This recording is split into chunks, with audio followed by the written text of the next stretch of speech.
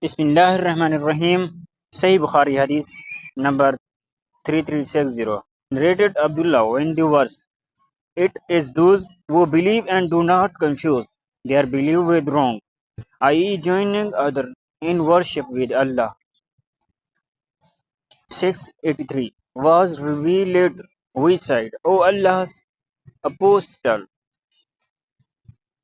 who is there amongst you who has not done wrong to himself? He replied, it is not as you say for wrong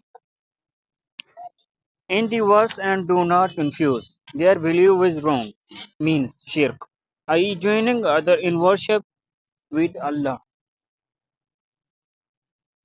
Have not you heard Luqman saying to his son, O my son, join not other in worship with Allah. Verily, joining other in worship with Allah is a great wrong indeed. 31:13